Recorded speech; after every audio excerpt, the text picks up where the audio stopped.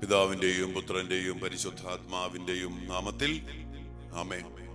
കർത്താവായ ദൈവമേ, അങ്ങ് ഞങ്ങൾക്ക് ദാനമായി തന്നിരിക്കുന്ന എല്ലാ മക്കളെയും ഓർത്ത് ഞങ്ങൾ അങ്ങേക്ക് നന്ദി പറയുന്നു. ആത്മീയമായിട്ടും ശാരീരികമായിട്ടും അങ്ങ് ഞങ്ങൾക്ക് പരമേൽപ്പിച്ച തന്നിരിക്കുന്ന എല്ലാ മക്കളെയും അങ്ങേ തിരുസന്നിധിയിലേക്ക് ഞങ്ങൾ പരമേൽപ്പിച്ച് പ്രാർത്ഥിക്കുന്നു.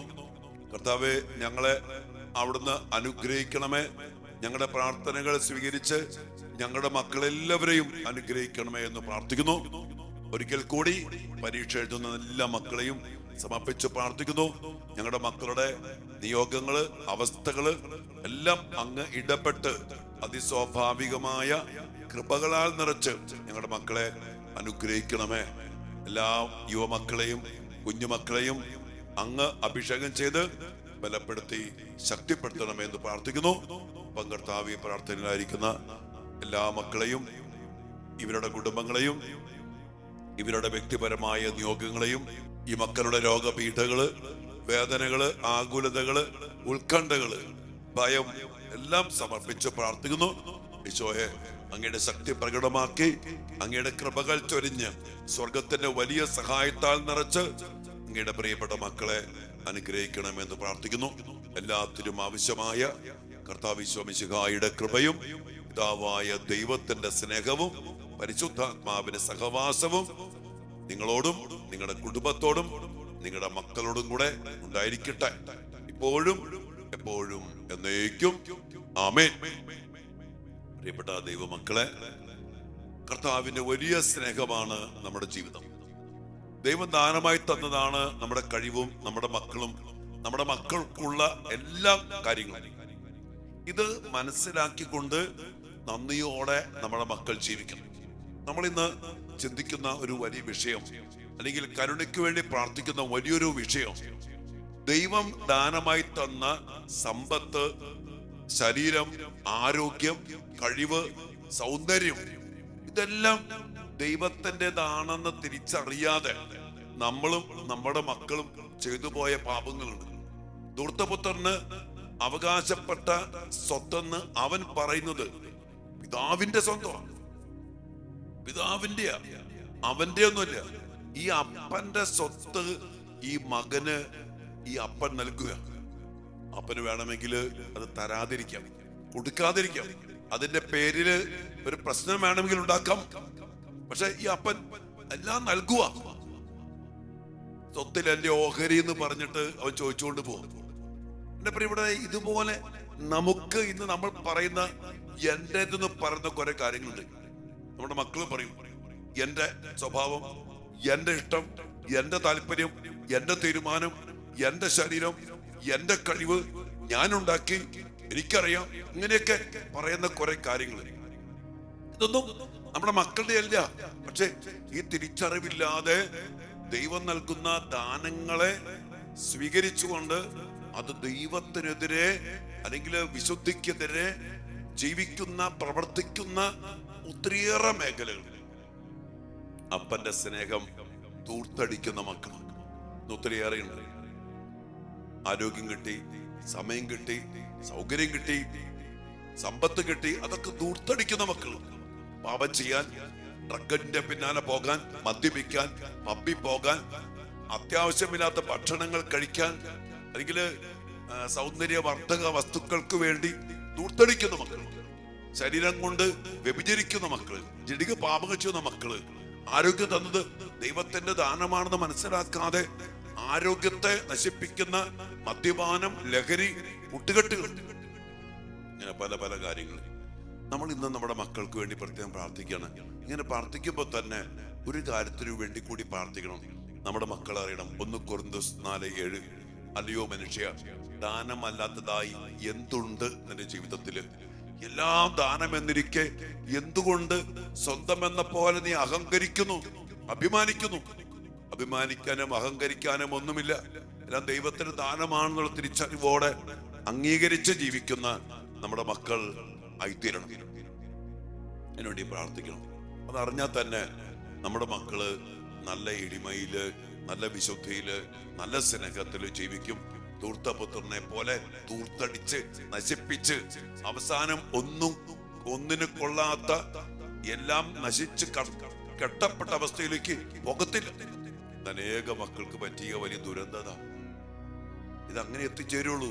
ദൈവത്തിൻ്റെതായ അവകാശത്തെ, ദൈവത്തിന് തന്ന ദാനങ്ങളെ ദൈവം ഈ പറഞ്ഞ പോലെ ജീവിച്ചില്ലെങ്കിൽ, തന്നിഷ്ടം പോലെ ജീവിച്ചാല്, ദൂർത്തടിച്ച് ജീവിച്ചാല്, അവസാനം നമ്മുടെ മക്കളും നമ്മുടെ ജീവിതങ്ങളും നമ്മുടെ കുടുംബങ്ങളും നമ്മുടെ സാമ്പത്തിക മേഖല, ജോലി മേഖല, കുടുംബജീവിതം, പൗരോഹിത്യം, ശുശ്രൂഷകള് എല്ലാം എത്തി നിൽക്കുന്നത് ഈ പന്നി കുഴിയിലായിരിക്കും, ചെളിക്കൂട്ടിലായിരിക്കും, നാശത്തിലായിരിക്കും.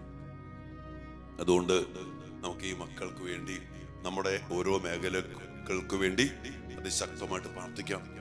ദൈവദാനത്തെ അതുപോലെ സ്വീകരിച്ച് ദൈവത്തിന് നന്ദി പറഞ്ഞ് അപ്പന്റെ സ്നേഹത്തിൽ അപ്പനെ വിട്ടുപേക്ഷിക്കുക. എന്ന് പല മക്കളും ദൈവത്തെ കൊണ്ട് വിട്ടിട്ടുള്ള ജീവിതമാണ്, ഭയങ്കര നന്ദി കെട്ട ജീവിതമാണ്. എല്ലാം ദൈവം തന്നിട്ട് ആ ദൈവത്തെ വേണ്ടെന്ന് പറഞ്ഞ് ദൈവത്തിന്ന് പടിയിറങ്ങി പോകുന്ന മക്കൾ നോക്കി.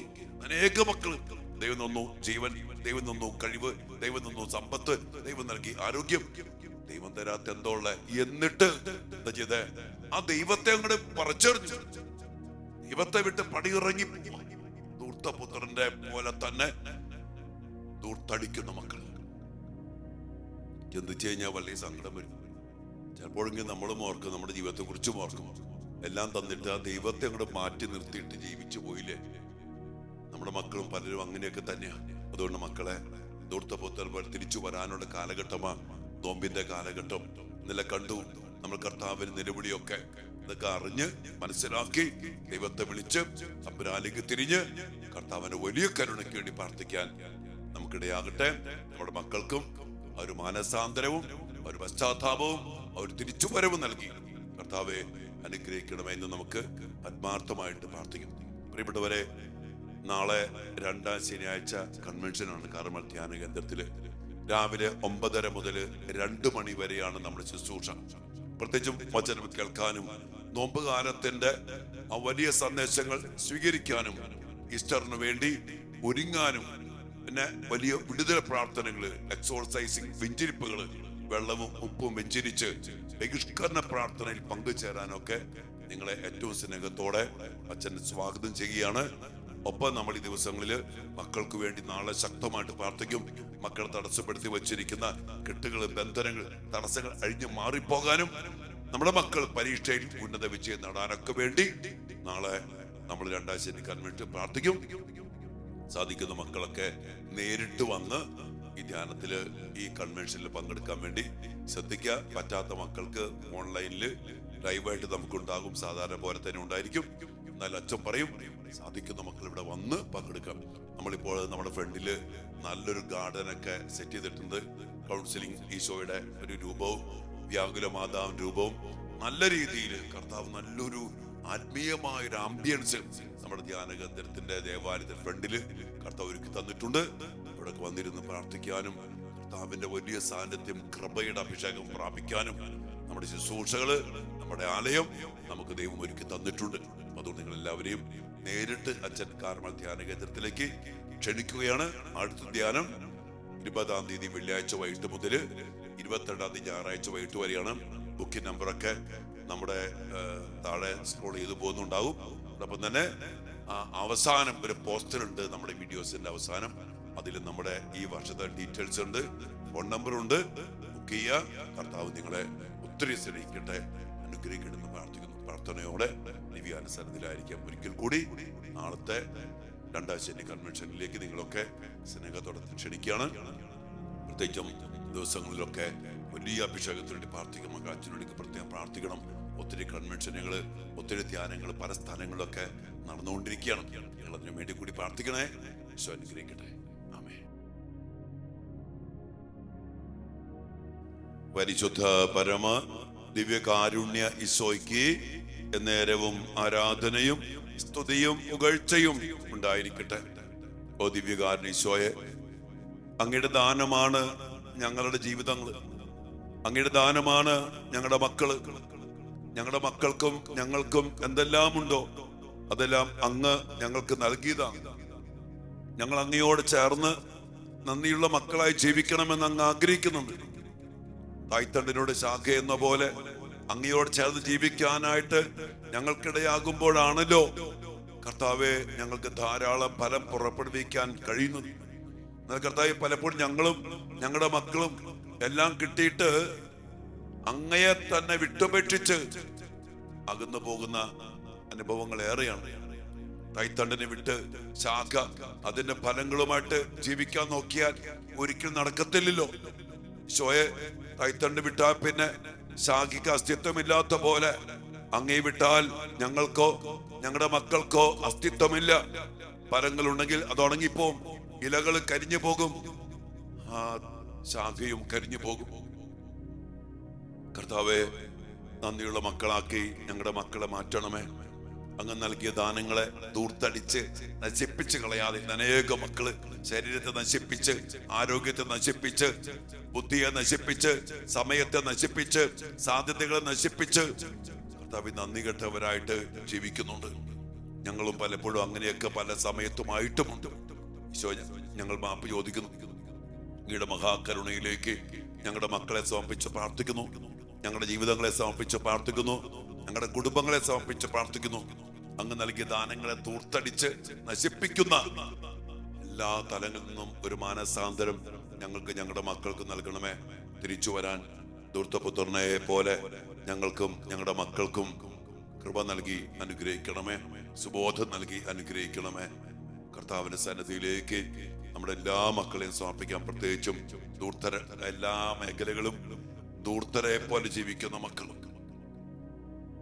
സമയം നഷ്ടപ്പെടുത്തി, ആരോഗ്യം നഷ്ടപ്പെടുത്തി, ശരീരം അശുദ്ധമാക്കി, കർത്താവ് നൽകിയ സമ്പത്ത് നശിപ്പിച്ച്, ആരോഗ്യം നശിപ്പിച്ച് ജീവിക്കുന്ന മക്കൾ കർത്താവെ കരുണയായിരിക്കണമേ. അങ്ങയോട് ചേർന്ന് നന്ദിയുള്ള മക്കളായി ജീവിക്കുവാൻ ഞങ്ങളുടെ മക്കൾക്കും ഞങ്ങൾക്ക് എല്ലാവർക്കും ഇടയാകട്ടെ. എല്ലാ അനുഗ്രഹങ്ങൾക്കും വേണ്ടി പ്രാർത്ഥിച്ചുകൊണ്ട് ഈശ്വരാശീർവാദത്തിനായിട്ട് നമുക്ക് പ്രാർത്ഥിക്കാം. എൻ്റെ മക്കളെ,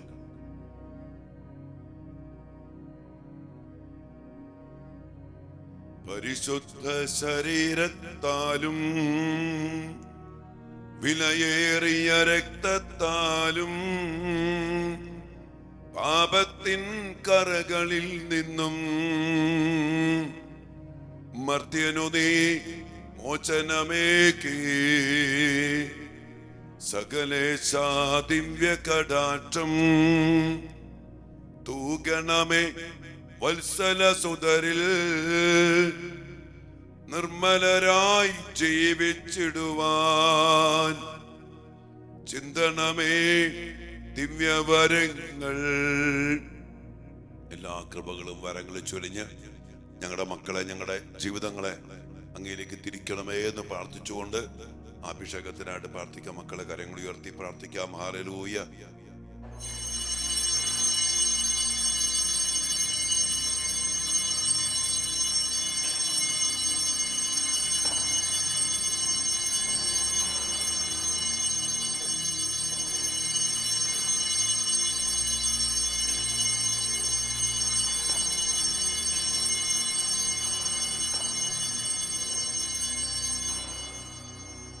പരിശുദ്ധ പരമ ദിവ്യകാരുണ്യ ഈശോയ്ക്ക് നേരവും ആരാധനയും സ്തുതിയും പുകഴ്ചയും ഉണ്ടായിരിക്കട്ടെ. പ്രിയപ്പെട്ട മക്കളെ, നാളത്തെ 2ാം ശനി കൺവെൻഷനിലേക്ക് ഒരിക്കൽ കൂടി ഈശ്വരനാമത്തിൽ നിങ്ങൾ എല്ലാവരെയും സ്വാഗതം ചെയ്യാണ്. സാധിക്കുന്ന എല്ലാ മക്കളും വന്ന് ശുശ്രൂഷയിൽ പങ്കെടുക്കുക. ഇവിടുത്തെ നിത്യാരാധനയില് അനേക മക്കൾ ഇപ്പോൾ വന്നിരിക്കുന്നുണ്ട്. പല സമയത്തായിട്ട് സാധിക്കുന്ന മക്കള് ആരാധനയ്ക്ക് വന്നിരിക്കാനും ഈശോയുടെ കൂടെ ഇരിക്കാനൊക്കെ വേണ്ടി പ്രത്യേകമായിട്ട് ശ്രദ്ധിക്കണേ. കർത്താവിന്റെ കൃപയും കർത്താവിന്റെ സാന്നിധ്യവും അതാണ് മക്കളെ നമ്മുടെ മക്കളുടെയും നമ്മുടെ കുടുംബത്തിന്റെയും ബലം. പ്രാർത്ഥിക്കാം. ഈശോ അനുഗ്രഹിക്കട്ടെ.